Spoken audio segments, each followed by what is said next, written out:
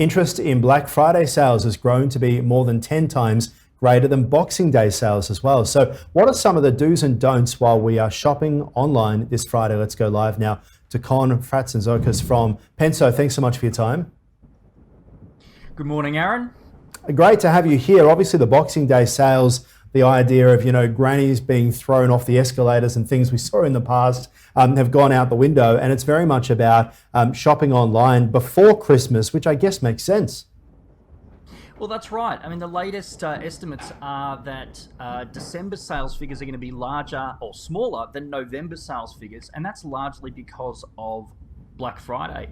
And the way that we've seen Black Friday in the years past was that it was an American phenomenon. Of course, the day after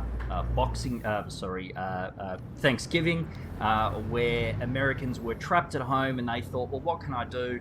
I might buy online, or I might be able to go into the stores the next day and buy on sale.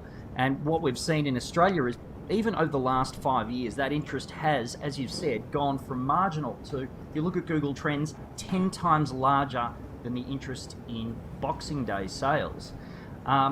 And what it really means is that people have now brought forward what was their Boxing Day consumption, their Christmas present buying, and anything else, and they're doing it over this 4-day period from this Friday onwards. It's interesting. It sounds great for the consumer, but what about the retailers as well? Is this a chance to dump stock? Are they essentially relying on sales in the Christmas period and giving in on the huge amounts of money that they generally make at Christmas time by undercutting each other and essentially going to war on different prices? How is this good for retailers?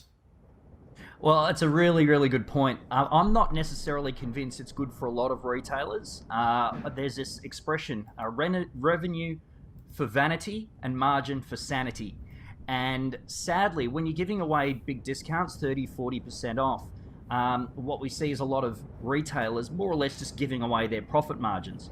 And if you're talking about key buying periods, such as $5 billion worth, which is $200 for every man, woman and child in Australia on products, if you're not making money on that, it makes it very hard for you to survive the months and months ahead as a retailer. Yeah. So I guess there are two ways of looking at it. If you're well prepared, you do certain things in order to gather data, in order to understand your consumers more, in order to... So essentially what you're saying, it's a bit like a loss leader, right? So you might have those couple of really big items on sale as a way to lure in new customers, particularly if you're a small or medium-sized retailer that perhaps has been hit around the head this year for your actual retail headquarters or offices or shop. And so therefore it's a way of luring people with a marketing strategy to buy your product.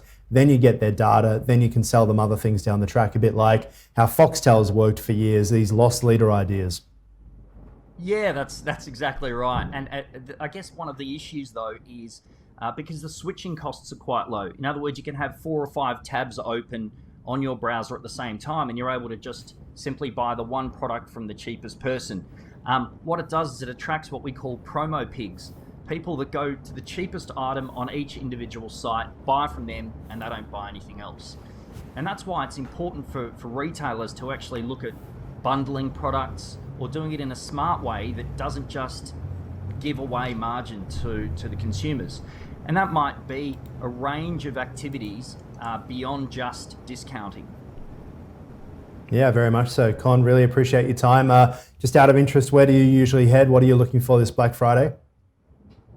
Well, I like making a list of Christmas presents for the family, and then Googling them and seeing whether or not we're particularly cheap. But I've got to say, one thing that I would look at, rather than just looking at products, a lot of places like restaurants or beauty salons, these sort of places are also offering Black Friday sales. So it's a great opportunity to look around and stock up for the year. Yeah, look, I'll stick to my tradition of heading out at roughly 11:59 on Christmas Eve and hoping in my 1 minute that I can buy for the whole family. But great to chat to you. I'll talk to you again soon. Thanks, Con. Likewise, Ahron.